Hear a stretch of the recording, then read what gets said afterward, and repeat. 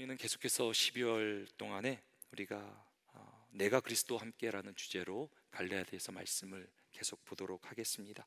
우리 저를 따라 함께 믿음으로 고백하십니다. 예수로 죽고 예수로 살게 하소서.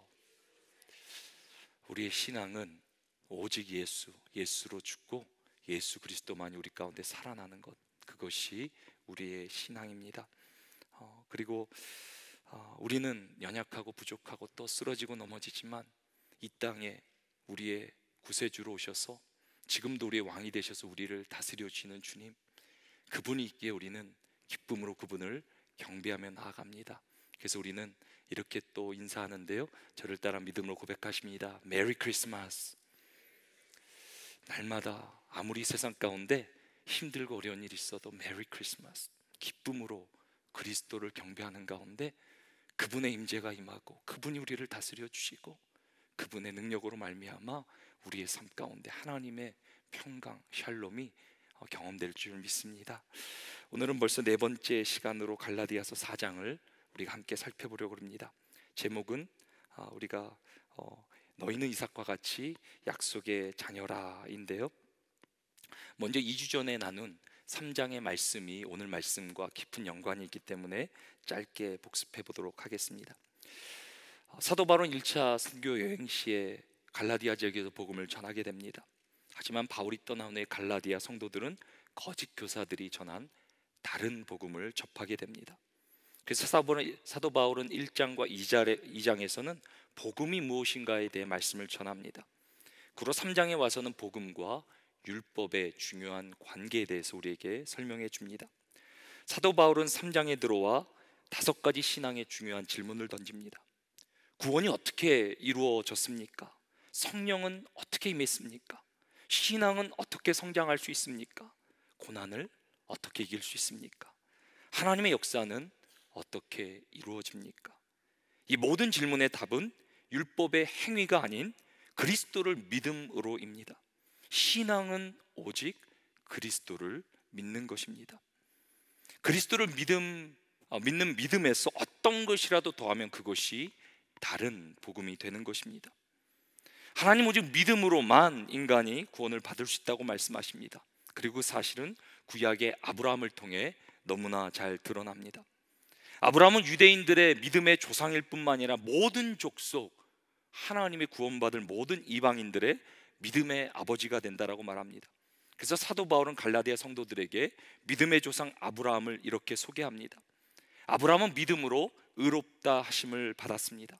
믿음의 사람이 바로 아브라함의 자손이 됩니다. 누구든지 믿음으로 아브라함과 함께 복을 받게 됩니다. 이제 사도 바울은 율법이 무엇인지에 관해 설명합니다. 하나님은 분명히 시내 산에서 모세를 통해 이스라엘에게 율법을 주셨습니다. 율법은 귀한 것입니다. 하나님의 완전한 기준입니다. 하지만 타락한 인간은 죄로 말미암아 율법을 성취할 수 없습니다. 인간에게는 그래서 구원자가 필요합니다. 그래서 예수 그리스도는 인류의 구원자로 이 땅에 오셔서 율법의 성취가 되십니다. 그래서 사도 바울은 율법과 그리스도에 관해 이렇게 전합니다. 율법을 하나라도 지키지 못하면 저주를 받게 됩니다. 율법의 행위로는 의롭다 하심을 받지 못합니다. 그런데 그 율법의 저주를 그리스도가 대신 받으셨습니다. 그래서 율법의 성취를 그리스도가 이루셨습니다. 그래서 구약에서 율법보다 더 중요한 것이 커버넌트, 언약이라는 것입니다. 언약이란 생명을 걸고 지켜야 하는 중대한 약속을 의미합니다. 사도 바울은 율법과 하나님이 주신 아브라함에게 주신 언약에 관해 이렇게 전합니다. 하나님은 아브라함과 그의 자손에게 언약을 주셨습니다. 미리 정하신 언약을 후에 율법이 폐기하지 못합니다. 언약을 통해 아브라함의 유업이 주어집니다. 이제 3장의 결론이 됩니다. 언약을 통해 아브라함의 유업이 주어진다면 율법의 역할은 무엇입니까? 율법은 죄를 깨닫게 합니다. 율법은 그리스도께 인도하는 초등교사입니다. 율법은 그리스도를 믿을 때 역할을 다하게 됩니다. 그리고 결론으로는 율법의 행위가 아니라 그리스도를 믿는 자가 아브라함의 유업을 이을 자손이 됩니다. 여러분들 기억나십니까? 2주 전이라서 이게 갈라디아서가 굉장히 논리적이고 복음에 대해서 디테일하게, 정말 디테일하게 적은 건데요, 여러분들 이런 것들을 계속 이렇게 생각해 보시면 좋겠습니다. 율법의 역할은 죄를 깨닫게 함으로 그리스도에게 인도하는 것입니다. 그리고 그리스도를 믿을 때 아브라함의 유업을 이을 믿음의 자손이 됩니다. 사도 바울은 갈라디아서 3장에서 율법의 역할을 설명한 후에 이제 4장에 들어와서는 3장에 언급한 내용들을 조금 더 깊게 파고 들어갑니다.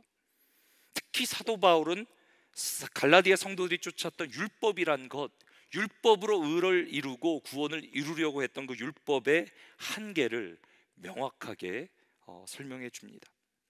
그래서 갈라디아 4장은 이렇게 시작합니다. 1절입니다. 내가 또 말하노니 유업을 이을 자가 모든 것의 주인이나 어렸을 동안에는 종과 다름이 없다.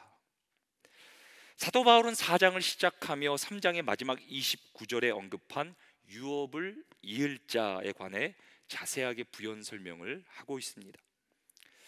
바울은 그 당시 이방인이었던 갈라디아 성도들이 이해하기 쉽게 로마의 관습을 가지고 설명합니다. 자녀는 상속자가 되어 부모의 유업을 이을 자가 됩니다. 그래서 자녀는 아버지의 유업을 누릴 수 있는 주인이 되는 것입니다. 하지만 자녀가 어렸을 때는 아버지의 유업을 관리할 수 있는 능력이 없습니다. 그래서 로마 시대 관습에서는 자녀가 14살 성년이 될 때까지 아버지가 의뢰한 가정교사 아래에서 지도를 받아야 했습니다. 그리고 25살이 될 때까지는 종이, 청지기가 대신 재산을 관리했습니다. 그것이 4장 2절의 내용이 됩니다. 4장 2절입니다. 그 아버지가 정한 때까지 후견인과 청지기 아래에 있다. 아무리 유업을 이을 상속자라 할지라도 어렸을 때는, 성년이 되기까지는 가정교사와 청지기의 영향력 아래에 있어야 된다라는 말입니다. 그래서 유업을 이을 자가 어릴 때는 종과 같은 존재로 살아갑니다. 마찬가지로 우리도 믿음이 자라기 전까지는 이 세상에 초등 학문의 영향력이 있었다라고 사도 바울은 설명합니다. 이제 본문에 보면 이제 초등 학문이라는 단어가 여러 번 나오는데요, 초등 학문이란 그 당시 헬라 철학으로는 우주의 모든 것을 움직이는 원리를 의미합니다. 헬라 철학에서는 물, 불, 흙 하고 공기가 세상을 다스리는 원소들, 엘레멘트, 모든 것의 기본이라고 생각했습니다. 더 나아가서 천체를 구성하는 해와 달과 별의 움직임, 이런 것들이 우주의 모든 기반을 설정했다라고 그렇게 말합니다. 여기서 사도 바울은 예수 그리스도를 향한 믿음에 미치지 못하는 세상의 모든 것, 모든 원리를 포함하고 있습니다. 초등 학문인 이유는, 세상의 모든 철학과 원리와 모든 것이 초등 학문이라고 말하는 이유는 그 어떤 것도 인간에게 구원을 주지 못하기 때문입니다. 그런 의미에서 사도 바울은 율법조차도 초등 학문이라고 말하고 있는 것입니다. 그래서 누구나 믿음이 없을 때는 초등 학문의 종이라고 그렇게 말합니다. 근데 놀라운 일이 일어나게 됩니다. 갈라디아서 4장 4절과 5절 말씀 우리 같이 한번 읽어보십니다. 때가 차매 하나님이 그 아들을 보내사 여자에게서 나게 하시고 율법 아래에 나게 하신 것은 율법 아래에 있는 자들을 속량하시고 우리로 아들의 명분을 얻게 하려 하심이라. 인류의 모든 인간들이 초등학문, 구원을 줄 수 없는 세상의 원리를 붙들고 살아가는데, 때가 참에 하나님의 경륜이, 그분의 구원의 섭리가 일어나게 되는데 하나님은 그 아들을 보내주셨다. 그런데 그 아들은 여자에게서 나셨다라고 말합니다. 이 말은 아담의 후손이 아니라 죄가 없으시다라는 말이 됩니다. 근데 그뿐이 아니라 이분은 율법 아래 나셨다라고 그렇게 표현을 합니다. 하나님의 아들은 죄가 없으심에도 불구하고 율법의 종, 율법의 모든 요구를 담당하기 위해 율법의 종으로 오셨습니다. 그리고 자신의 죽음을 통해 속량, 율법이 요구하는 모든 값을 치러 주심으로 율법의 종 되었던 자들을 양자로 입양하십니다. 그래서 하나님은 아들의 속량을 통해 자녀가 되게 하신다라고 그렇게 말씀하십니다. 그렇다면 예수 그리스도로 통해 자녀가 되었다는 사실을 어떻게 우리는 알게 됩니까? 갈라디아서 4장 6절 말씀 우리 같이 한번 읽겠습니다. 너희가 아들임으로 하나님이 그 아들의 영을 우리 마음 가운데 보내사 아빠, 아버지라 부르게 하셨느니라. 놀라운 구절이죠. 하나님께서 예수 그리스도의 속량, 그분의 십자가의 죄값을 통해 죄값을 치름으로 말미암아 우리를 자녀로 양자로 삼아 주셨는데, 그 사실을 어떻게 알 수 있냐면은 우리에게 성령을 보내주셔서, 아들의 영을 보내주셔서 우리로 하나님을 아버지라 부르게 하신다. 여러분들, 우리 하나님께서, 창조주 하나님께서 아버지 되심을 믿으십니까? 그것을 믿는다면 여러분들 안에 이미 성령이 계신 거예요. 성령이 아니고는 예수 그리스도를 주라 시인할 수도 하나님을 아버지라 부를 수도 없습니다. 근데 우리 가운데 계신 성령님께서 하나님의 그 말씀을 적어주셔서 하나님께서 나의 아버지됨을, 아빠 아버지됨을 깨닫게 하신다. 이것이 얼마나 큰 은혜입니까? 하나님은 아들의 영을 통해 아버지를 알게 하신다라고 말씀하십니다. 우리 가운데 예수 그리스도를 믿게 하신 분도 성령님이시고, 하나님을 아버지로 믿게 하신 분도 성령님이신데, 그래서 그 그리스도를 믿으면 더 이상 종이 아니라 아들이다라고 말씀하십니다. 이제 유업을 이을 자에 관해 바울이 5가지 포인트를 우리에게 알려줬는데요, 우리 같이 한번 믿음으로 함께 고백해 봅니다. 유업을 이을 자가 어릴 때는 종과 같습니다. 믿음이 없을 때는 초등학문의 종입니다. 하나님은 아들의 속량을 통해 양자의 명분을 얻게 하십니다. 하나님은 아들의 영을 통해 아버지를 알게 하십니다. 그리스도를 믿으면 종이 아니라 자녀입니다. 여기까지 이해가 되시죠? 근데 사도 바울이 왜 종과 자녀에 관해 이렇게 상세하고 자세하게 갈라디아 성도들에게 설명하고 있습니까? 왜냐하면 갈라디아 성도들이 원래 초등학문의 종이었기 때문입니다. 갈라디아 성도들이 누구였습니까? 하나님을 알지 못하던 이방인들이었습니다. 세상의 사상과 철학과 종교, 구원을 주지도 못하는 초등학문을 붙들고 평생 그것을 믿고 살았습니다. 초등학문의 종으로 살았습니다. 그런데 그들에게도 은혜가 임하게 됩니다.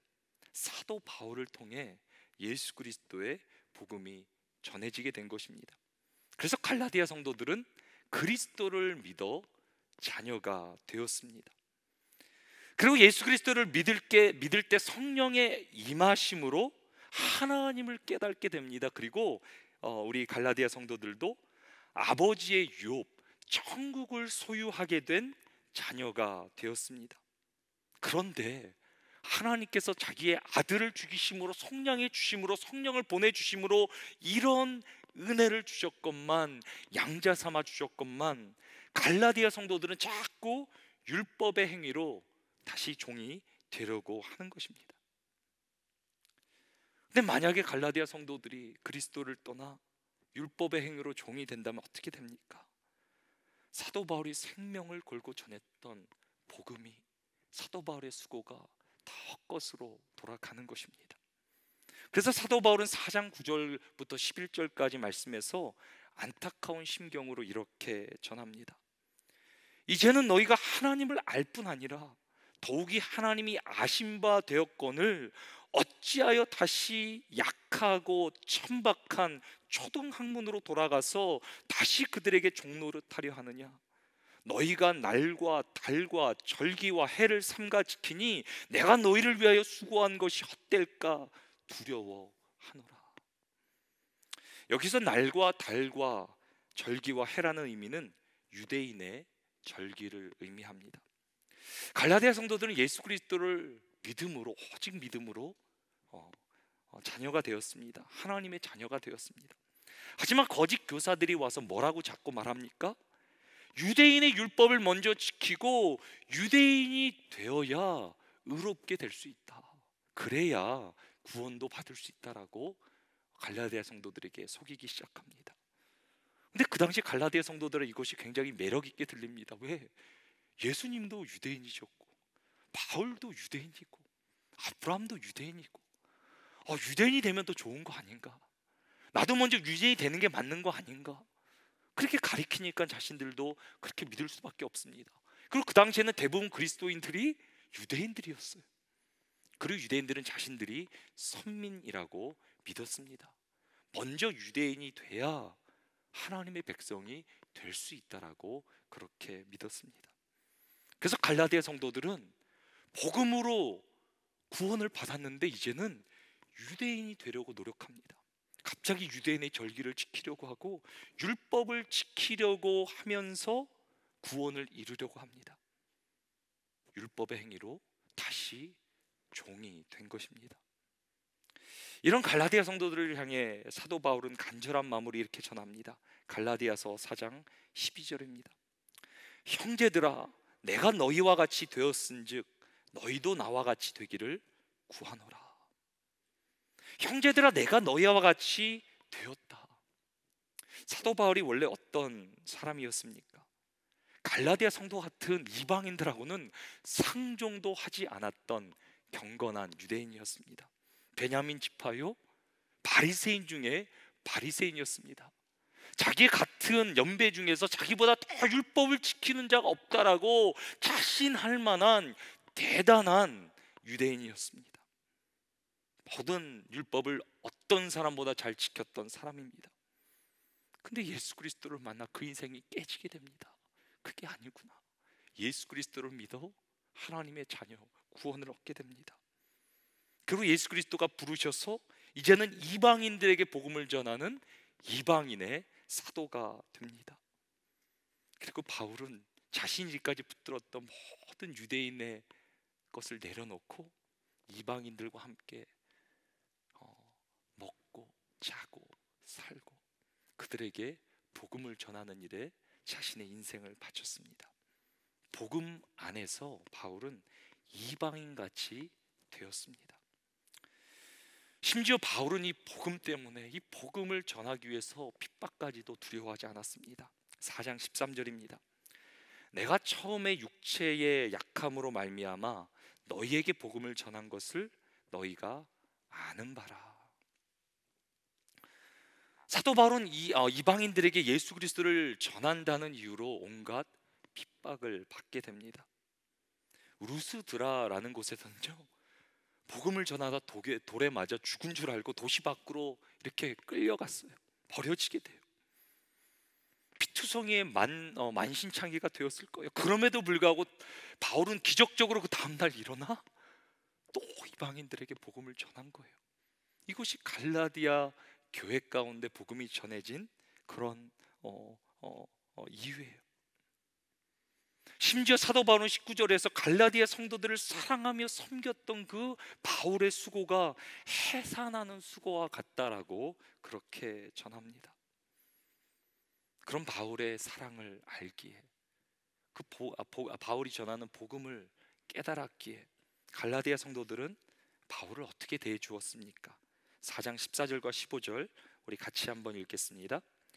너희를 시험하는 것이 내 육체에 있으되 이것을 너희가 업신 여기지도 아니하며 버리지도 아니하고 오직 나를 하나님의 천사와 같이 또는 그리스도 예수와 같이 영접하였도다.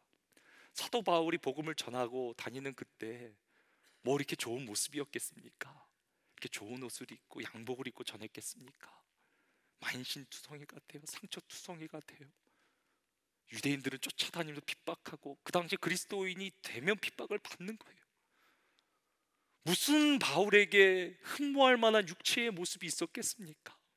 그럼에도 복음이 증거되니까 예수 그리스도는 성령이 임하니까 바울이 귀하게 보이는 거예요. 귀하게 천사같이 또 예수 그리스도같이 바울을 영접해 주었다. 복음을 받아들이니까 바울이 세상의 어떤 사람보다 가장 귀한 사람이 되는 거예요. 그런 존재가 전도자들이에요. 우리 선교사님들이에요. 겉으로 볼 때는 아무렇게 보이지 않는 것 같지만 산을 넘어 복음을 전하는 자의 발걸음이 가장 아름답다라고 성경은 말해주고 있습니다. 그것이 우리 교회의 사명이잖아요. 우리보다 더 귀한, 우리의 생명보다 더 귀한 복음을 전하는 삶. 그렇게 바울이 생명으로 복음을 전했더니 아무리 핍박받고 연약하고 세상에서 볼품없더라도 그 바울을 갈라디아 성도들은 업신여기지도 버리지도 않습니다. 자신에게 생명을 걸고 예수 그리스도를 전해준 바울을 천사같이 예수님같이 영접하였다라고 고백합니다. 왜 그렇겠습니까? 예수 그리스도를 믿고 하나님의 자녀가 되는 기쁨, 모든 죄의 사슬이 끊어지고 자유함을 얻고 세상이 줄 수 없는 천국의 기쁨이 그들에게 임했기 때문입니다. 이 복음이라는 것에서 안에서 갈라디아 성도들 바울을 귀하게 영접하게 되었습니다. 근데 반면 거짓 교사들은 바울과 다릅니다. 거짓 교사들은 뭔가 복음을 전하는 것처럼 율법을 가르치며 지키게 합니다. 하지만 그 율법의 행위가 구원을 주는 것이 아니라 결국 거짓 교사들을 섬기는 도구가 됩니다. 율법 안에서 거짓 교사들은 거짓 교훈, 복음을 전함으로 자신들을 주목하게 하고 자신들을 섬기게 합니다. 이제 갈라디아서 4장 8절에 20절의 내용을 순서적으로 이렇게 배열하면 이렇게 됩니다. 우리 같이 한번 첫 번째 포인트부터 우리 같이 한번 읽어보겠습니다. 갈라디아 성도들은 원래 초등학문의 종이었습니다. 복음 안에서 바울은 이방인같이 되었습니다. 복음 안에서 갈라디아 성도들은 바울을 영접했습니다. 갈라디아 성도들은 그리스도를 믿어 자녀가 되었습니다. 율법 안에서 거짓 교사들은 자신들을 섬기게 합니다. 갈라디아 성도들은 율법의 행위로 다시 종이 되려고 합니다. 네. 어떻게 여기까지 잘 따라오고 계십니까? 갈라디아서는 4장이 가장 길고 복잡합니다. 근데 여기까지 잘 오셨고요. 이제 하나의 주제만 남았습니다. 이제 사도 바울은 율법의 종으로 다시 돌아가려는 갈라디아 성도들에게 율법의 결론이 무엇인지 이제 보여주고 있습니다. 우리 본문 21절과 22절 말씀 우리 같이 한번 읽겠습니다. 내게 말하라. 율법 아래 있고자 하는 자들아, 율법을 듣지 못하였느냐? 기록된 바 아브라함에게 두 아들이 있으니 하나는 여종에게서 하나는 자유 있는 여자에게서 났다 하였으며. 이제 아브라함의 얘기를 다시 이제 꺼내게 되는데요. 아브라함에게는 두 아들이 있다라고 시작합니다. 아브라함에게는 여종의 아들과 부인의 아들이 있습니다. 여종의 아들이 누구입니까? 이스마엘입니다. 부인의 아들은 누구입니까? 이삭입니다. 근데 이스마엘은 아들을 얻기 위해 인간의 열심으로 여종 하갈을 통해 낳은 아들입니다. 그리고 이삭은 이미 경수가 끊어 인간의 열심으로 도저히 불가능한 사라를 통해 약속을 따라 낳은 아들입니다. 그래서 이스마엘은 육체를 따라 낳고 이삭은 약속을 따라 낳았다라고 사도 바울은 말합니다. 순서라만 본다면 이스마엘이 장자가 됩니다. 하지만 아브라함의 상속자는 육체를 따라 난 이스마엘이 아닌 약속을 따라 난 이삭이 됩니다. 그리고 사도 바울은 이 사실을 비유에 빗대어 이렇게 설명합니다. 본문 25절과 26절입니다. 이 하갈은 아라비아에 있는 시내의 산으로서 지금 있는 예루살렘과 같은 곳이니 그가 그 자녀들과 더불어 종노릇하고 오직 위에 있는 예루살렘은 자유자니 곧 우리 어머니라.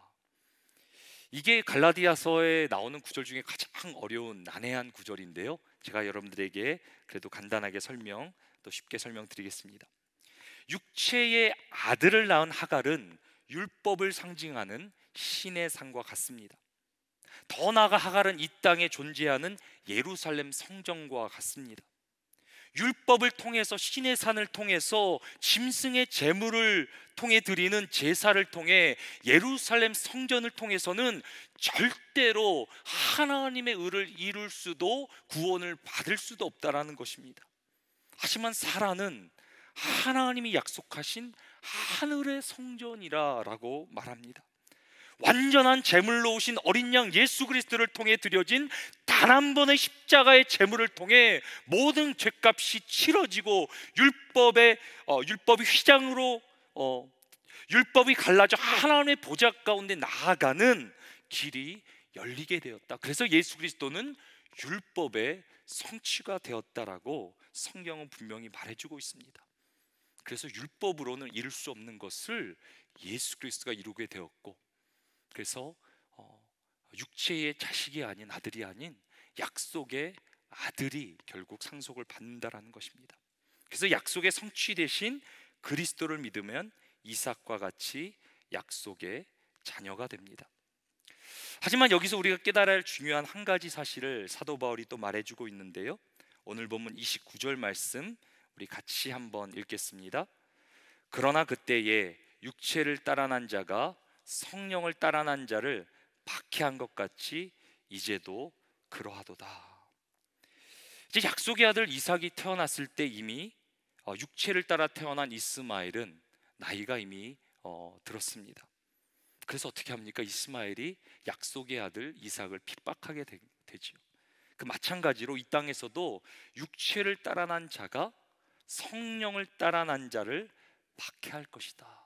다른 말로 말하면 성도가, 교회가 이 땅 가운데 핍박을 받을 것이라 라고 그렇게 사도 바울은 우리에게 전합니다.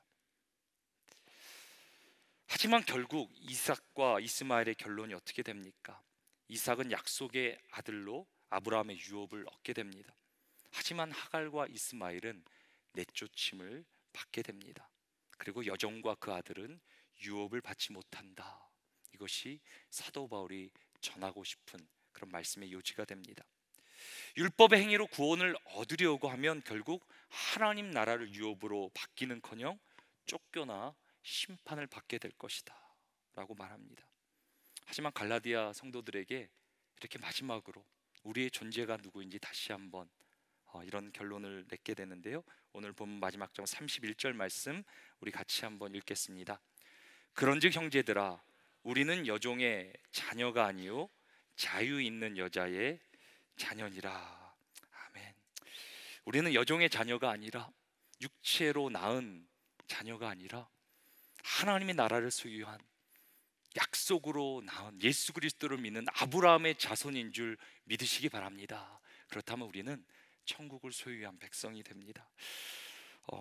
제가 이 사장이 굉장히 이렇게 길고 난해하기 때문에 최대한 제가 쉽게 설명드리려고 그랬는데요, 이 말씀 가지고 제가 두 가지 적용 포인트만 여러분들에게 나누도록 하겠습니다.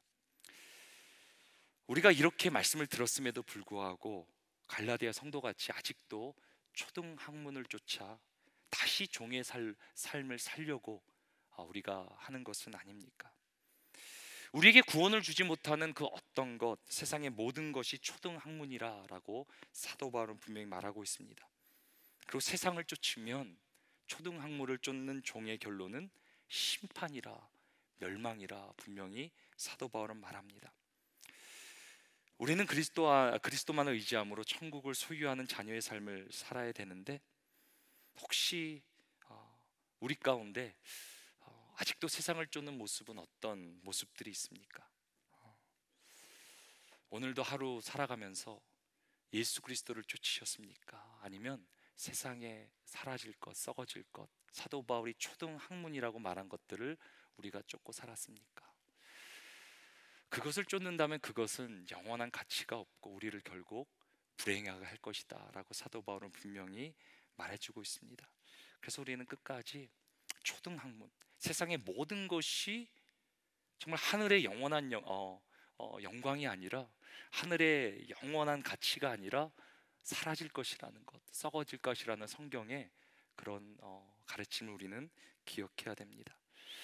그리고 두 번째로 참 감사한 것은 우리 안에 성령님을 보내주셨다는 것입니다.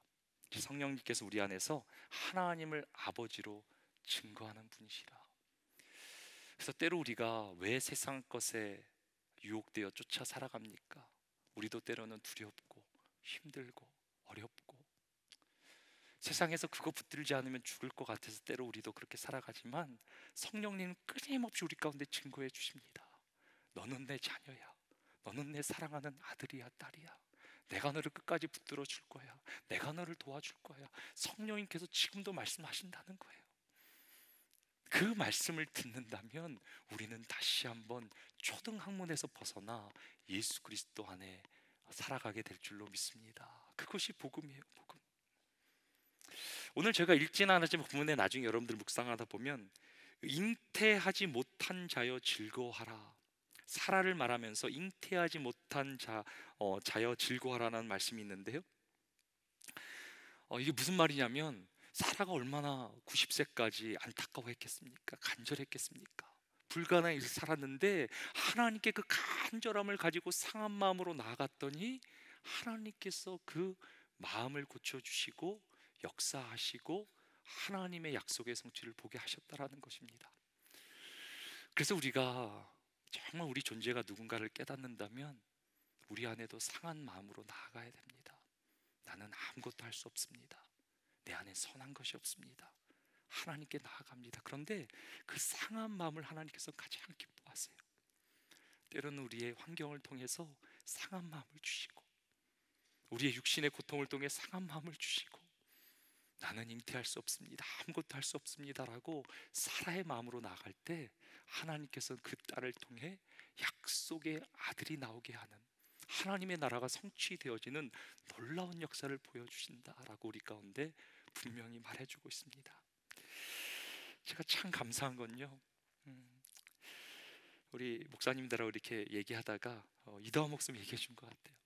우리 교회에서 한 분이 이렇게 최근에 우리가 기도하면서 이렇게 암투병하고 있었는데 우리 찬양팀에 쓰시는 분이에요. 근데 최근에 이렇게 검사를 받았는데 제가 직접 듣지만 이다화 목사님 말씀해 주셔서 맞는 걸로 믿고 이렇게 암이 다 사라졌대요. 저는 이런 게 참 신비한 거예요. 제가 그 과정 얼마나 눈물로 기도하며 여기까지 왔는지 알거든요. 마치 잉태하지 못한 사라가 하나님께 간절한 마음으로 꺼져가는 촛불처럼 흔들리는 갈대처럼 하나님만을 붙들고 여기까지 왔거든요. 하나님께 그 과정 가운데 은혜를 베풀어 주시고 놀라운 하늘의 역사로 함께 하신 줄 믿으시기 바랍니다. 그리고 저는 믿는 게 뭐냐면요, 우리 조국 대한민국 가장 지금 위태롭고 위기의 순간에 이때 우리는 엎드려야 할 때인 줄로 믿습니다. 이제는 할 수 있는 게 없어요. 정치도 사회도 아무것도 소망이 없어요. 이때 우리의 민족이 다시 하나님께 돌아가 무릎 꿇고 기도한다면, 하나님의 얼굴을 구한다면 하나님께서 그 땅을 고쳐주시리라 믿습니다. 우리가 다른 거 구하지 않고요, 다른 거 붙들지 않고 뭐 정치 경제 그거 붙들지 않고 오직 하나님께로 돌아갈 때 우리의 가족이 살고 민족이 살고 나라가 살아나게 될 줄 믿습니다.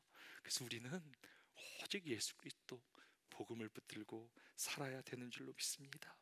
특별히 하나님께서 우리를 자녀로 불러주셨다 그러는데요, 그 자녀에게 주신 가장 큰 권세가 무엇입니까? 기도의 권세입니다. 기도의 권세. 여러분들 기도하세요. 아무것도 염려하지 마시고요, 모든 걸 하나님께 감사함으로, 나의 하나님 아버지 감사합니다. 내가 오늘도 기도로 나아가오니 나의 기도의 제목보다 나의 생각보다 넘치도록 응답하여 주옵소서. 믿음으로 나간다면 반드시 우리의 삶 가운데 기도하는 자, 눈물로 기도할지라도 기쁨으로 열매를 거두게 될 줄로 믿습니다. 우리 사랑하는 충현성교회 성도 여러분, 세상에 썩어질 것 붙들지 않고 오직 하나님을 나의 아버지로 모시고 아버지 붙들고 기도하며 아버지와 함께 동행하는 가운데 하나님 아버지께서 주시는 평강과 모든 기도의 능력으로 나아가게 되기를 주님의 이름으로 축원합니다.